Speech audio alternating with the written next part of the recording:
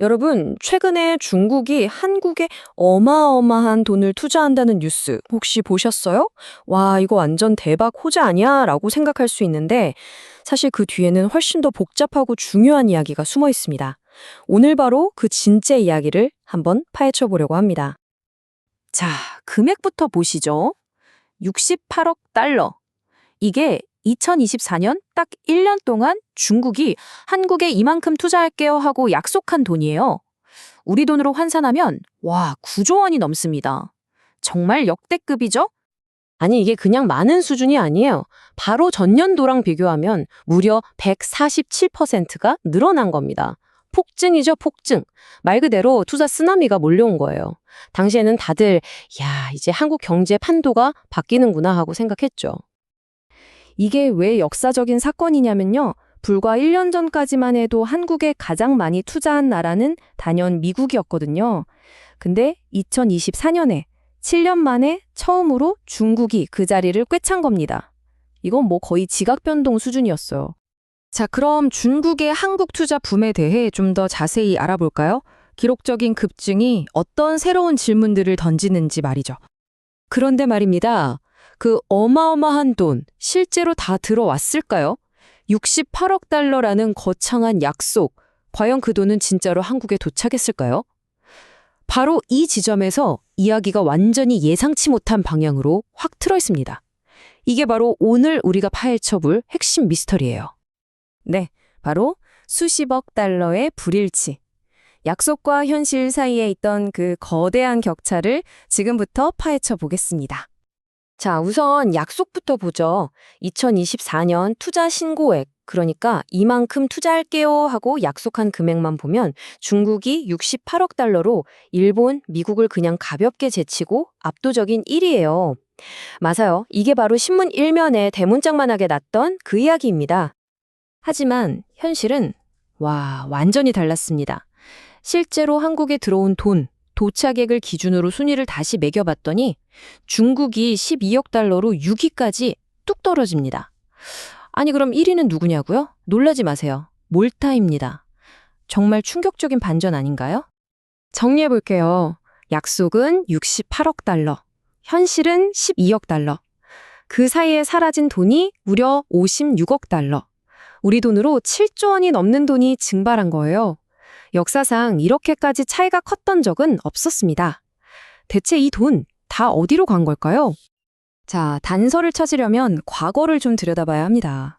2010년대만 해도요, 중국이 한국에 투자하는 돈은 거의 다 서비스업으로 갔어요. 뭐 부동산이라든지 금융 같은 것들이요. 무려 82%가 그랬으니까 거의 전부였다고 봐도 되겠죠. 그런데 2024년 모든 게 180도 확 바뀝니다. 실제로 들어온 돈이 어디로 갔나 추적해보니까 이번엔 거의 80%가 제조업으로 쏠린 거예요. 그것도 그냥 제조업이 아니라 첨단 기술 분야로요. 네, 바로 여기에 이 미스터리를 풀 아주 중요한 열쇠가 숨어 있습니다. 좀 더 구체적으로 어디에 돈이 들어갔나 볼까요? 여기 보세요. 전기, 전자, 그리고 의약품. 엄청난 돈이 딱 이 두 분야에 집중됐습니다. 이게 과연 우연일까요? 아니죠. 이건 중국이 한국의 특정 산업을 아주 정밀하게 타겟팅하고 있다는 명백한 증거입니다. 자, 이제 퍼즐 조각들이 하나씩 맞춰지기 시작하죠. 중국의 이 이상하고도 치밀한 투자 전략, 그 뒤에는 바로 미중 패권 경쟁이라는 거대한 지정학적 게임이 깔려 있었습니다. 아니, 중국은 왜 이렇게까지 해외 투자에 목을 매는 걸까요? 뭐 이유는 여러 가지가 있겠죠. 첨단 기술 공급망도 확보해야 하고 자기들 내부 경제가 좀 안 좋으니까 밖에서 돌파구도 찾아야 하고요. 근데 진짜 가장 핵심적인 이유는 따로 있습니다. 바로 미국과 유럽이 쳐놓은 그 강력한 규제 장벽을 어떻게든 피해가야만 하는 거죠. 그리고 여기서 이 게임의 판도를 완전히 바꿔버린 개념이 하나 등장합니다. 바로 FOEC. 해외 우려 기관이라는 건데요. 좀 어렵죠? 쉽게 말하면 이런 거예요. 미국이 중국산 전기차나 배터리 부품 쓴 기업한테는 보조금 안 주려고 만든 깐깐한 규칙입니다. 바로 이 규제 하나 때문에 모든 게 꼬이기 시작한 겁니다. 그러자 중국 기업들이 아주 기가 막힌 어떻게 보면 영리한 꼼수를 생각해냅니다. 그게 바로 메이드 인 코리아 전략이에요.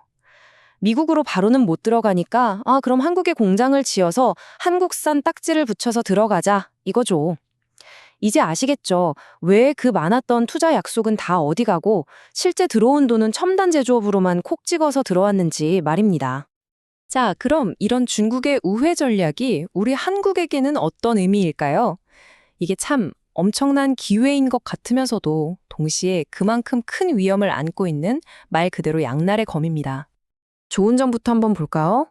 당연히 일자리가 생기고 지역 경제가 살아나겠죠. 하지만 동전의 뒷면처럼 우리 국내 기업들은 더 치열한 경쟁에 내몰릴 거고 핵심 기술이 빠져나갈 위험도 커집니다. 그리고 가장 걱정되는 거, 바로 한국이 중국 제품의 관세를 피해가는 세탁소가 될 수 있다는 오명입니다. 그럼 아까 말했던 56억 달러의 텅 빈 약속, 그 격차는 왜 생겼을까요? 바로 이겁니다. 여기 표를 좀 보세요.